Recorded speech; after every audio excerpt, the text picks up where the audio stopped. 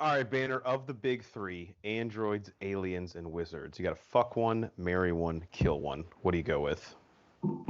Fucking aliens, killing wizards, marrying androids. Banner, careful with the androids. You don't want to get your dick stuck in a cog.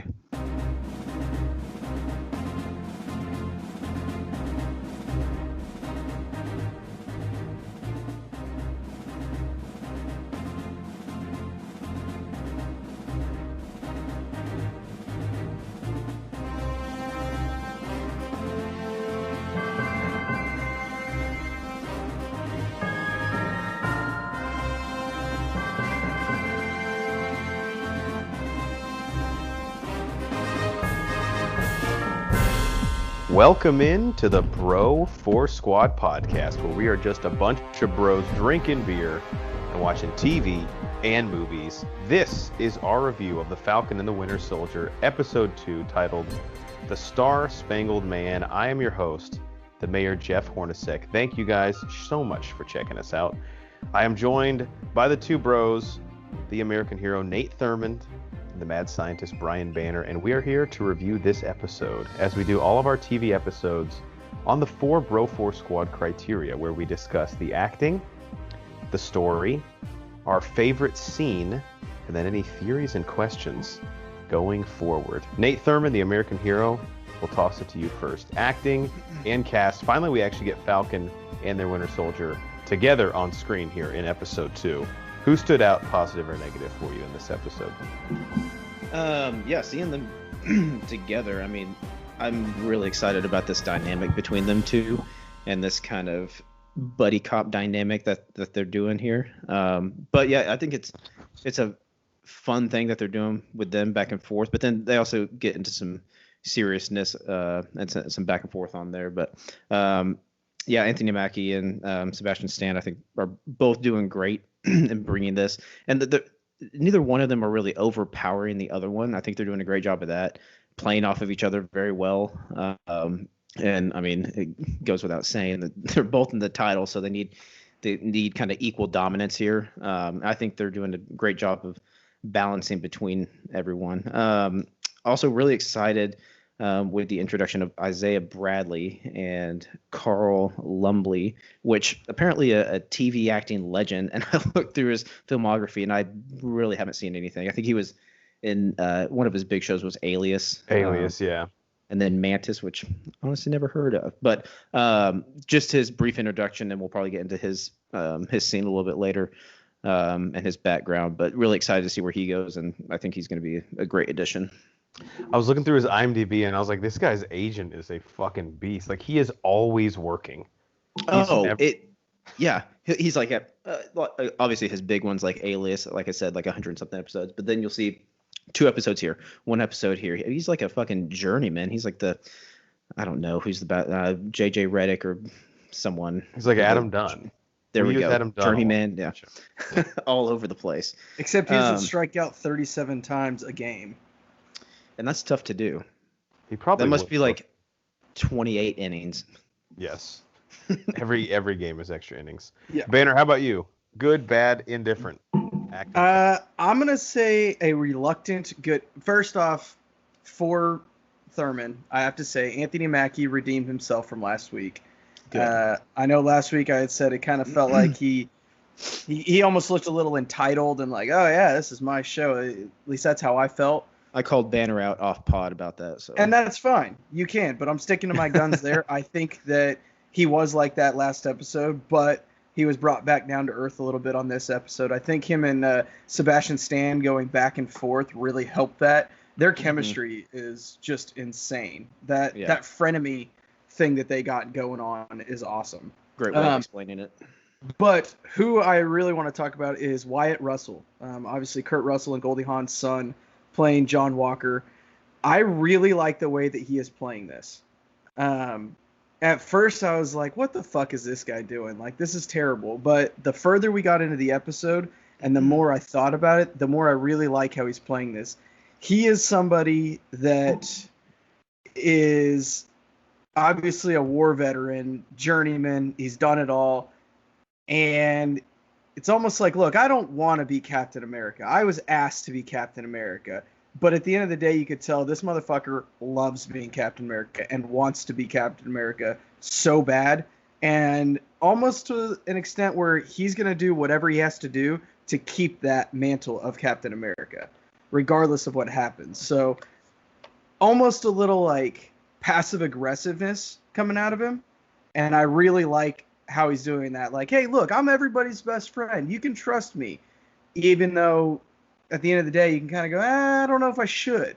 There's something fishy going on there. And I'm really liking how it's coming off on screen. Yeah. Brian, oh, wait, you haven't seen The Boys, have you?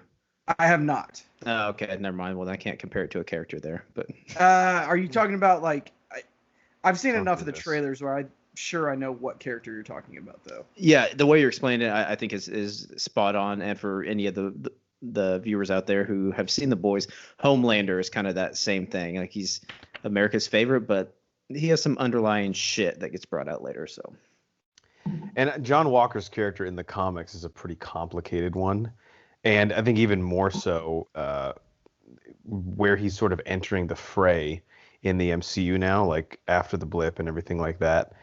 It's a difficult time, and so I think we have really just scratched the surface of his character. So this is just kind of the facade we see in the beginning. And I don't think Marvel will do the predictable thing and have him just turn heel completely, but there's definitely going to be some complexities there. I was really intrigued when I saw, whenever it was, like a year or two ago, that they announced Wyatt Russell in this role, because he's a guy I haven't seen him in much. He's in like 22 Jump Street. He was in an episode of Black Mirror that I really liked. So I was kind of intrigued to see him come into the MCU. I want to give a quick shout out to one person who I feel like will go unnoticed throughout the whole show, but that's Amy Aquino, who plays Dr. Rayner, basically the therapist. Good call. Who has basically been the catalyst for like probably the two best scenes so far in the series. So subtle, but so good. Yeah. Yeah, I hate to like jump ahead to best scene, but my two favorite scenes so far in the show have been therapy scenes. And none of that happens if her character isn't there to basically call Bucky, and in this episode, Bucky and Sam out for their shit and just set up some of the like most well-conceived like scenes in the series, I think. And Banner, sorry. Well, I was just going to say, I think her character also, she gets a lot of credit in the show too, as well, because she is an Army vet. She was in the show, so she knows what shit they're going through. So it's very relatable to them. So the whole dynamic works a lot better that way. She's earned their respect on multiple levels. Yes. Which they don't want to do the shit that they're doing, but they're doing it because they respect her. Exactly. Right. Very well put. All right, on to the story and the plot. So the synopsis for this episode, according to IMDb, says John Walker is named Captain America, and Sam Wilson and Bucky Barnes team up against the rebel group, the Flag Smashers. So, Banner, that's basically what happens, obviously picking up off the end of episode 1, where John Walker is introduced to the United States via press conference as Captain America.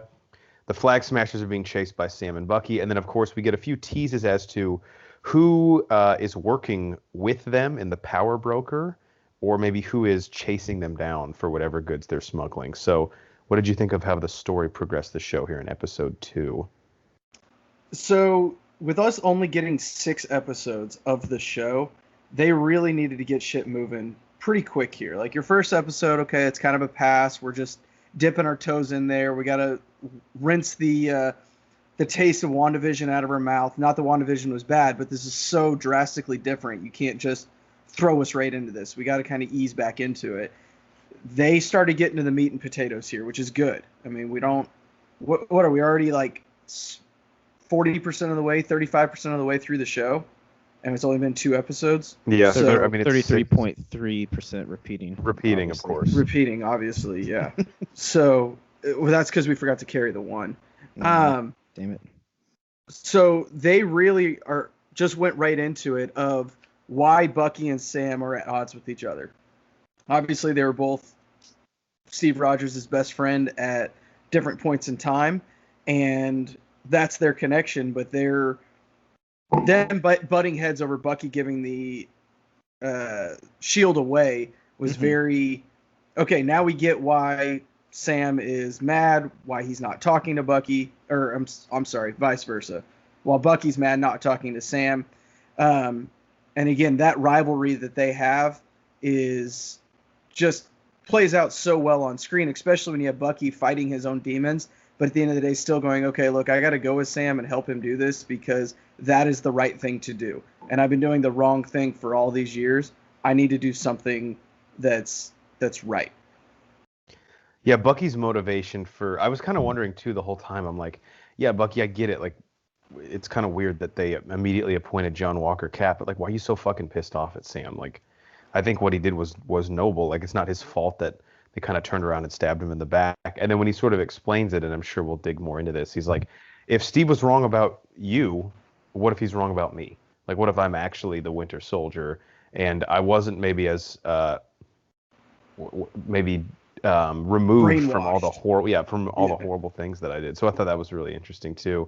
And then before I turn it over to you, Nate, the one thing I will say is they've done an awesome job for me through 2 episodes. I am invested in who the Flag Smashers are. I'm really interested in what their motivation is and what they're trying to do, to the point where, like, when they come up on screen, I'm not like, all right, guys, let's get back to Sam and Bucky. Even though I love all the stuff with them, when they come on screen, I kind of lean forward. I'm like, oh shit, okay, what are they about to do? Which to me, I think is really all the show needs to do through the first 2 episodes to have me bought in the rest of the way. Because I'm going to like the Sam and Bucky stuff. Like, that's guaranteed. That's why. If you don't like the Sam and Bucky stuff, then you're just dumb. Sorry. Well, you wouldn't be watching at this point anyway, I don't think. Like, that dynamic has been tried and tested in the MCU, especially in Civil War. That's why I'm here. I'm invested enough in the Flag Smashers and, like, where this is going to where I'm definitely, like, going to be along for the rest of the way. What do you think, Nate? Yeah. I think they're doing a really good job of progressing it along. Obviously, I'm super interested in what the Flag Smashers are actually doing. Now we are seeing kind of who's behind chasing them with the power broker. We get a little glimpse of that. And I think there's a little connection to some of the comics and the power broker. Now I'm trying to scramble here from what I'd learned earlier. I watched the same video you did, yeah, and I believe the power broker in the comics is, I don't know if they mentioned the specific name, but it's basically someone who, kind of like we would have predicted, but had toyed with the super soldier serum unsuccessfully. That's and what it worked was. with Thaddeus Ross, General Thunderbolt Ross, to try and get it redeveloped. So it could be Ross. He could be a part of this, or it could just be someone who went rogue and was working under Ross at one point. But Ross, Nate, you pointed this out to me. His name showed up in the credit sequence. Not the credits, like, he's not like the boom mic guy in the show. But his name was on a document. And I went back and started looking through some of that stuff, and there's some hints in there at some places. I don't know what all of it means, but there are words and numbers, very vague. But I know they mean something because they do a good job of that. But yes, thank you for triggering my memory and reminding me. And apparently in the comics, the new Captain America, Walker, and Battlestar actually worked in some capacity with the power broker. That's how he got his powers, his super strength. Yeah, so there's some connection there. But really excited. I was going to throw this for an honorable mention, but Erin Kellyman, who plays Carly Morgenthau, really excited to see where her character goes as well. I think she's done a great job so far, just in this limited exposure. But I think they're doing a good job of that, and then keeping the tried and true kind of frenemy, as Banner put it, between Falcon and Winter Soldier here. And then it's fun. They're sprinkling in a little of the other Avengers. I was talking to Horns about this earlier, but they did mention almost all the Avengers in this episode at some capacity, with the new Captain America saying, "Hey, I'm not Tony Stark. I'm not Banner." And then obviously mentioning Doctor Strange later in the big 3. So they're holding up and everything, and then they're leaving us with a little cliffhanger at the end of who we're going to see next. Maybe get a little Zemo action. Yeah, I actually, for like a part of this episode, totally forgot he's like in the show. Yeah. So some of Bucky's demons may be coming back. Right, and I believe, Nate, in the same video you told me to watch, the Easter egg video, Zemo was on, and I don't really think this is fair to Bucky, but Zemo was on his list of like amends to make. And I'm like, actually, Zemo kind of fucked you over, not the other way around. I don't really know why you have to apologize to him. Yeah, that's a weird one to have on that list.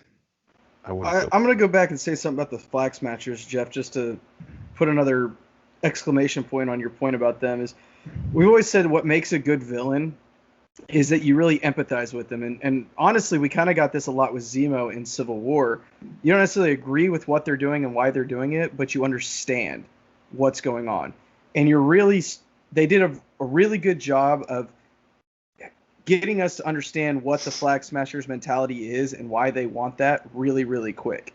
And like you, I'm very compelled by that. That's where I think Marvel and the MCU has really lacked. Really, aside from Loki and Thanos, out of all of the other villains, none of them are really that great. I mean, honestly, they're all just kind of there. This entire universe is built on the heroes and their stories and their backstories. The little that we get on the villains' backstories is really what we don't have a lot of. And I'm really excited to explore that much deeper.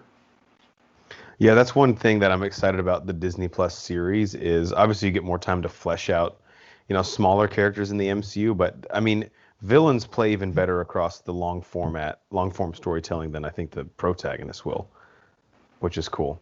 Yeah, everyone can be a good guy, but how did somebody get to be that evil? Yeah, I think is a much more compelling story for sure. Definitely more interesting.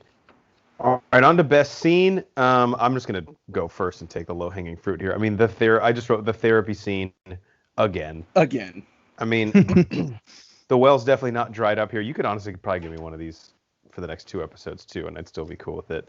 I might be upset if they don't. And then this one, both of them like very reluctantly doing it. Like they both clearly don't want to be there, but they're too proud and respect Dr. Rayner too much to where they're both like, I will literally be sitting on your lap just to make you uncomfortable if that's what she asks me to do right now. Then they get into the whole situation, like if you're at a sporting event and you're walking down that aisle, do you go crotch to people or do you go ass to people? And they're trying to figure out what side their legs go on. And it was very, very simple but funny physical comedy. Exactly, yeah. And they're both just, I would like to see the gag reel of that scene because I've heard Anthony Mackie on set is just like ridiculous. Yeah, really hard to work with. Not hard to work with, but like he makes people laugh. Hard to work with in a good way. Yeah, right. That's a good problem to have. And that's the stuff where like I think things are thing? about to get really fucking serious for these two in this show. So it's nice to have a little bit of levity, sort of like the calm before the storm, before shit hits the fan, and the laughs probably won't be coming at us with near the regularity that they are now. Not that it's like overburdened with humor at all, but I think they've very strategically put in like a nice little breath you can take. Enjoy these characters outside of like Winter Soldier. We've just seen murking people for like the last 6 movies, so yeah, it's kind of cool to get him stuck in couples therapy with the Falcon. Do we think that the staring contest portion of that scene, do you think that was like added in on set, almost not quite improv, but like Mackie started doing that, just fucking around? They're like, okay, wait, let's actually add this in real quick, and just like wrote it on a napkin, film it. Yeah, I wonder if Aquino, who was playing Rayner, just noticed they were staring at each other, and she was like, "Are you guys having a staring contest?" That'd be That's great. probably what those characters would do in that situation. Yeah, no, it was well played if that was ad-libbed. What was your best scene, Nate Thurman? Yeah, I mean, obviously that one was great. But the other kind of outstanding scene in this probably was the longest scene of the episode. What was the first fight battle scene with the Flag Smashers outside of Munich when they're on top of the semis and everything. And we get obviously the first introduction of Walker and Battlestar, and it was a great scene introducing them. There was one problem I had with the scene though. Overall, it was great. I don't know if I like the new Captain America using a gun. It was kind of weird. Yeah, it's kind of weird. I don't know. That's why he's not Captain America. Yeah. Well, everyone out there says Cap used a gun. It was in World War II. On top of a like IBF truck. Yeah. You know what I'm saying? But yeah, really great action. I love Falcon flying around and like the use of his wings and how he can like just fucking flip them out so quick and just like change gear so quickly was really focused on this scene. And then kind of some levity at the end again when they fly out into the field and he saves them and they're laying on top of each other. But then another really quick, fun moment was when Bucky grabs new Captain America's shield and just kind of looks at him. And there was a lot in that look. Because he's done it previously. Well, this time he did it with his bare hand, which was exactly cool. Grabbed it with his bare hand, looked at him and said, "Hey, watch where you're throwing this thing. Like, I know you're not Steve. Come on." Yeah, dipshit. It was almost like he also had he almost second guessed himself. And he's like, "I'm keeping this motherfucker." Yeah, he's like, I'll use this. You don't know how to use this yet. Yeah. Here, let me show you how to murder someone with this. Well, I don't know if you should do that, but yeah. So there's a lot in that scene to unpack with the unveiling of kind of the new Captain America fighting for the first time.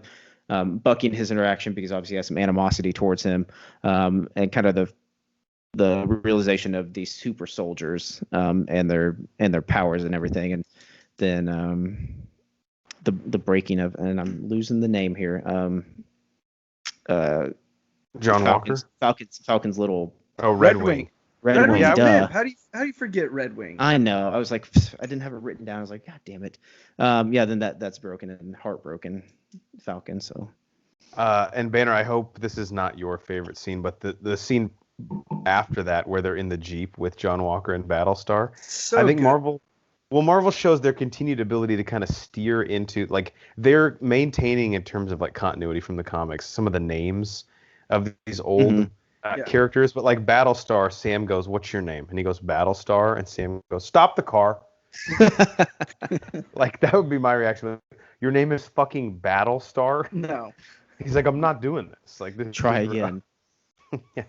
So I thought that was I actually had the therapy scene as well, but my backup was when we met Isaiah. The tension in that scene of where Bucky's going, "Look, you just got to meet this dude. Let me in. Blah blah blah." And Sam's like, "Look, I trust Bucky, but only because Cap trusted him, not because I trust him." And I feel like that scene, there was a lot unsaid. Obviously, we learned there are more people that are successful super soldiers other than just Captain America, and obviously whatever they did to Winter Soldier, and all the other Winter Soldiers were killed in Civil War. So there's a lot to unfold there, but I feel like Sam gained a lot of respect from Bucky in that scene because he brought him in on this and showed him, "Look, this is what we're dealing with, and we have somebody right here. This is my proof that there aren't only one or two of us out there. There's a bunch of us." Mm-hmm. And also, like, Nate showed me a video today where in the comics, like, that whole program where I think 300 African Americans were put under. He was the only one to survive. And it kind of mirrors what we did with the Tuskegee Airmen and the syphilis testing that took place in World War II. So it also shows you, like, not everybody that they tried to turn into a super soldier, we didn't get to go on USO tours and have theme songs about us. Like, this shit got real and basically ruined my life. Obviously, Bucky is one who the experiment destroyed him. Yeah. For the most part. And in that scene also, we're introduced to, looks like Isaiah's grandson, Elijah Bradley. Yeah. Mm-hmm. Who could potentially play a factor later on being Patriot. So, I mean, Young Avengers are the chess pieces are all on the board here. It's how Marvel wants to. It's not a matter of if; it's a matter of when, in my opinion. Yeah, it's got to be right. And we know Cassie Lang is coming back in Ant-Man and the Wasp: Quantumania, so it's like they're all over the place. It'll be interesting. All right, you guys ready to move on to the last part, theories and questions? Let's Best do part it. Of the show. All right, so I have a theory that is incredibly low-hanging fruit, but I just want to get it out there. John Walker, I think, will not be a protagonist or an antagonist. I think he'll kind of be just maybe antagonist. It'll be just an antagonist, yes. Okay. Agent 13 in the comics has a very checkered past. He becomes Cap, he goes psycho, kills a bunch of people, but then he becomes Agent 13 and actually does a lot of good. So I think we're going to get a big arc from John Walker in this series. I don't think it'll be exactly like it was in the comics, but the mantle of being Cap after Steve, I mean, heavy lies the crown. I think he'll kind of crumble under it, maybe do something that he regrets or something that he's like, ooh, shit, should not have done that. I mean, case in point, Nate said he's already a little trigger happy with the gun. Mm-hmm. So, Yeah. But then I think he might come back full circle at the end of the series as Agent 13 and say, I can help, but I'm definitely not Captain America. This is my sort of prediction on him. Again, low-hanging fruit because it sort of mirrors his comic arc, but I can just see those dominoes being set up. Yeah, for sure. I'll piggyback off of that. I know last week I believe I said I think John Walker may be the head of the Flag Smashers or something like that. I'm going to pivot here. And who was that chick in the very first scene with John Walker, like his wife or his girlfriend or whoever that chick was? It was his wife. It was his wife? It was, hang on, I have it pulled up on IMDb. I think she is going to be the head of the Flag Smashers. And I think she is Olivia going to... Yeah. I think she's going to be manipulating John on one side. And hang with me here. What's the chick's name that they thought was the hostage, but she kind of looks like the head of the Flag Smashers now that they're in the little Carly covert. Yes, Carly Morgenthau. Carl Morgenthau is the character in the comics. They've turned him into a female for this, which is totally fine. And Erin Kellyman, who plays him, is the chick at the end of Solo: A Star Wars Story. She's right. like the. Could she look familiar? Okay. Could she be a long lost daughter of Walker's wife? And so there's the connection there. Now she's playing on both sides of the field. She's the like leader the same age though. No, they're not the same age. She's like as John young. Walker. Who? Carly Morgenthau? Yeah. She looks like she's like 22 at most. And what do you think? He's 44? No, he's like mid-30s. I mean, looking at the actor, she was born in. He's. Again, this is just the actors, but Wyatt Russell is 12 years older than Erin Kellyman. Okay, and how much older is his wife? Because love has no age, Jeff. She's probably like mid-40s. So it's very plausible that she had a child in high school and reconnected during the blip, maybe. Look, this is what we do on the show. We throw a bunch of shit on the wall and we see what sticks. Yeah, very little. I can't find her age right now. I'll look it up online. Hang on. Give me a different theory, Nate. Give me what you got. Be careful. Again, this is kind of some low hanging fruit as well. But with Zemo, they're obviously going to visit him now. Sam and Bucky. So he's going to get out of prison. He's going to get out of his captivity by manipulating Bucky again and helping him, and he'll be kind of the catalyst that uses him to escape, and I think that'll kind of drive him back into his Winter Soldier state. I think it'll be resolved by the end of the series, but next episode could be probably next episode or maybe number 4. I'd say 3 will be kind of when that happens. Breaks out, his mind gets fucked up, and he goes back into the Winter Soldier state, and then. That's one of the things that needs to get resolved before the end of the series is getting him back to where he was at before. I like that. I just don't want Bucky to have to go through that again. Oh, I don't want it to happen. I just think it's going to happen. I think I said last week I think Zemo's going to end up being an anti-hero. I think he's going to do the right thing, and he's going to help Sam and Bucky win, if you will, be the good guys. That may be what helps resolve at the end. But he realizes what he does. I can incorporate what you're saying here. He's going to trigger Bucky. But Bucky is going to say, Zemo, you are the only person that knows how to trigger me.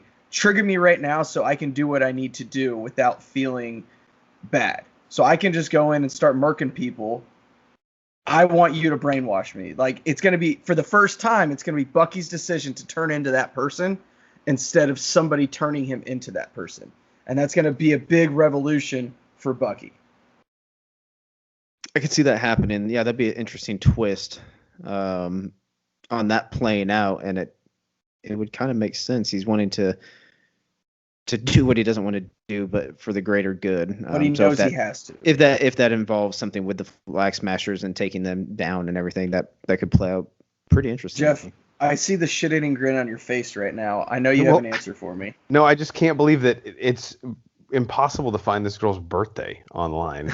It says she's between the ages of 26 and 28, which would make her roughly 4 to 6 years older than Aaron Kellyman? Yeah. Oh, no, you're trying to find the other person's. Yeah, we know Erin Kellyman's age. She was born in 1998. Yeah, okay. Make her about 23 years old, 22, 23. And it says Gabrielle Bindloss is between 26 and 28 years old. Well, she looks like 38, so I'm still sticking with my theory because it hasn't been proven wrong yet. But here's another one. Is it crazy to think that White Walker Vision shows up? God damn it, I hope not. Is it crazy to think that it'll happen, though? Man, go ahead, Jeff. It's not crazy. Nate, kind of the video he sent me today showed me this connection, and this could just be total coincidence, but there is a car, I can't remember who was driving it in this episode, but it has the same license plate number as the car that Wanda was driving around Westview. Yeah, it was one of the it was like maybe one of the semis in the fight scene of this when they were in Germany. It was the same plate number, which there may be something there. I don't know. But I mean, that could be a good. Do they have the same kind of plates in New Jersey as they do in Germany? Well, they have numbers on them. They were different, yeah. But yeah. So this is 5 months down the road from WandaVision. So could be enough time where he went away. He's maybe refound himself as White Vision. I don't know. And then he comes back, and I don't know where they're going with White Vision. So I have no speculation. I have two things that both I'm not too confident in, but I want to just put it out there in case I end up being right. General Thaddeus Ross will show up in this show, and I believe, originally we would have gotten the Black Widow movie already. He is, of course, one of the antagonists in that film as well, and I think in Black Widow he's trying to set up the Thunderbolts, and I feel like this could be the next iteration of that team, which are his super soldier serum powered freaks that he leads as Red Hulk and goes on covert missions to achieve what he feels is necessary for the U.S. military. I think he might be the power broker helping the Flag Smashers. There's a very real chance, but I also want to put out an alternate theory. If that's not the case, and this is like a 0.1% chance, but do you think some of the Flag Smashers might not actually have the super soldier serum, but could they be mutants? Yes, I love it. I know we talked about this previously today off pod, and I really hope so because we're all jonesing for that connection. So if that's it, I'm all in. That's my fucking wet dream, Jeff. Like maybe something with the blip turned them, I don't know, activated the mutant X gene because they. I was gonna say.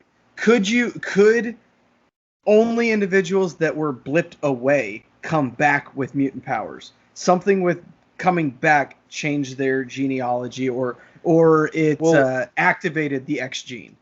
Yeah, I do like that theory, but that wouldn't work for the Flag Smashers because their whole motivation and goal is that they didn't blip away and they liked the way the world was, and then when everyone came back, they were basically they say now we're forgotten because we stayed. Yeah, you're right. But there could be something with the blip that maybe activated the mutant X gene. I mean, it's pretty massive energy surge. Like obviously Thanos does it from halfway across the universe, and Rocket's able to track it at the beginning of Endgame. Mm-hmm. So, that's all I got. Yeah, I don't have too much more. No, the only one I have is I'm sticking with Zemo is going to be an anti-hero in this. I think there's a good possibility that we're going to end this show not knowing what his status is. I also really hope he dons the purple ski mask. He will. Yeah. It'll happen. He's got to, right? For sure. 100%. 100%. All right, anything you guys want to leave the people with for episode 2 of The Falcon and the Winter Soldier, Nate? Let me see. What do I have in my notes here? Don't stick your dick in an android. Don't stick your dick in an android. You get it all gummed up like Vision got that gum up in his cogs. Exactly. And that's what I'll leave everyone with. Thank you for that assist, Banner. God. Good advice. Brian, how about Sounds you? like so much pain. Excuse me, I need 35 seconds to go try this. What poor piece of electronic equipment in your house is about to be destroyed? Got a VHS tape player. Oh. All right, for the mad scientist Brian Banner and the American hero Nate Thurmond, I'm the mayor Jeff Hornacek, and we are the Bro Force Squad podcast. Thank you guys for checking us out. We'll be here for the rest of the Falcon and the Winter Soldier. We would love to have you along for the ride. You can follow us on Twitter at Bro Force Squad. You can find us on YouTube, Apple Podcasts, and Spotify. If you type in Bro Force Squad as 3 separate words on any of those platforms. And check out everything we've ever done in our squad blog on our website at broforsquad.com. Till next time, we need to talk Banner out of another bad idea. It's not that bad of an idea. It's definitely not your worst, but it's that bad. I just kept calling him Walker, and I'm realizing that